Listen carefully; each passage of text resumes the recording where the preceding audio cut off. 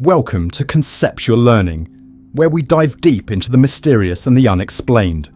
Today, we're plunging into the dark waters of Japanese folklore to explore a creature that's far from the friendly mermaids you might be familiar with. Get ready to meet the Ningyo, Japan's enigmatic and dangerous mermaid. When you think of mermaids, you might picture a beautiful woman with a fishtail singing on a rock.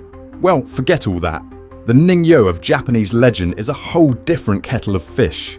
Imagine a creature with the mouth of a monkey, the voice of a flute, and scales that shine like the sun.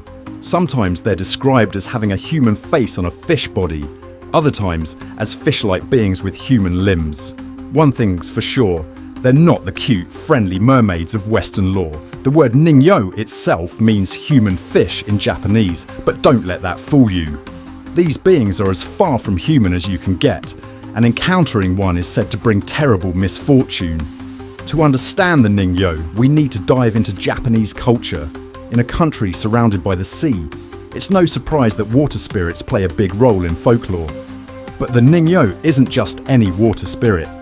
It's deeply intertwined with Buddhist concepts of karma and the cycle of rebirth. Some legends say that Ningyo are the reincarnations of proud, vain people, cursed to live as these strange creatures. In many tales, Ningyo represent the dangers of the unknown depths, both literal and metaphorical.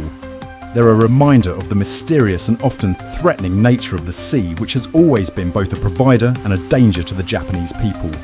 But perhaps most intriguingly, Ningyo stories often serve as moral tales, warning against greed, curiosity, and the pursuit of immortality, which brings us to one of the most famous Ningyo legends. Picture this: you're a fisherman, struggling to make ends meet. One day, you catch something extraordinary, a Ningyo. You've heard the legends that eating its flesh will grant you immortality. What do? This is the dilemma at the heart of many Ningyo tales. The most famous is the story of Yaobikuni, a girl who unknowingly ate Ningyo flesh and gained eternal youth. Sounds great, right? Wrong. Yaobikuni lived for 800 years, watching everyone she loved grow old and die. She married and outlived 8 husbands. Eventually, tired of her endless existence, she became a nun, hoping to find peace. But the curse of immortality wouldn't let her go. Finally, after 800 years of life, she returned to her hometown, now unrecognizable, and was able to pass away peacefully. This story highlights a common theme in Ningyo lore, the idea that unnaturally extending life comes at a terrible cost. It's a powerful metaphor for the human desire to cheat death, and the unforeseen consequences that might come with it. The Ningyo has captured the imagination of Japanese artists and writers for centuries. In traditional art, they're often depicted as fearsome creatures with sharp teeth and menacing eyes. One famous depiction is in the Edo period scroll Hayakai Zukan, or the illustrated volume of 100 Demons by Sawaki Sushi. Here, the Ningyo is shown as a scaly, fish-like being with human limbs, its mouth open in what could be a song or a threat. In literature, Ningyo often appear as omens or agents of doom. In the classic story Hapyaku Bikuni, or the 800-year-old Buddhist priestess, which expands on the Yaobikuni tale, the Ningyo serves as a catalyst for the main character's tragic immortality.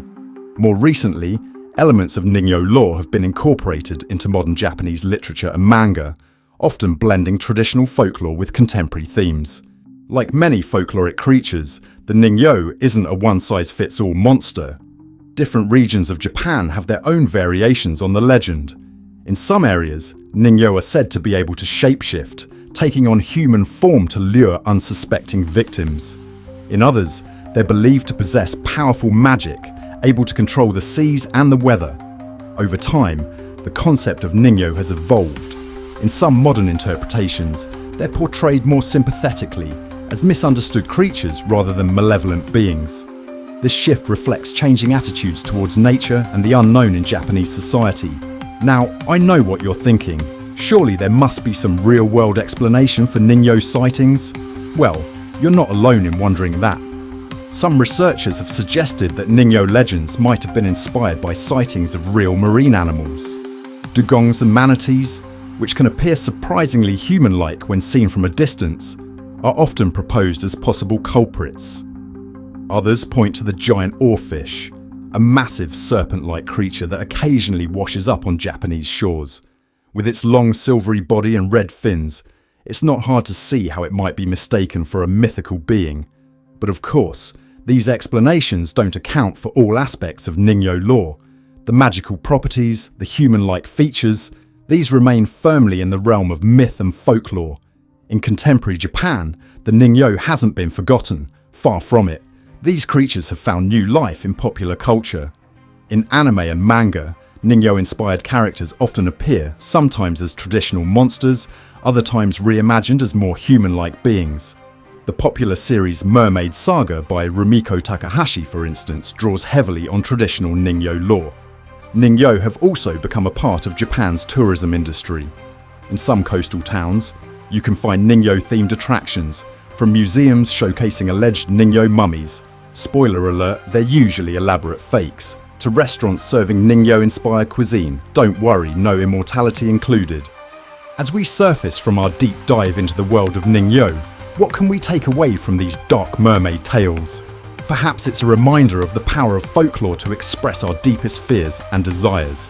Or maybe it's a cautionary tale about the dangers of seeking immortality and the importance of accepting the natural cycle of life. Whatever the case, the Ningyo remains a fascinating part of Japanese culture, a creature that continues to captivate imaginations and inspire new stories. So the next time you're near the ocean, keep your eyes peeled. And if you happen to catch a glimpse of something that looks half human, half fish, well, maybe it's best to throw it back, just in case. That's all for today's journey into the mysteries of the Ningyo. If you enjoyed this video, don't forget to like, comment and subscribe for more explorations of the weird and wonderful. Until next time, keep questioning, keep learning and watch out for those Ningyo.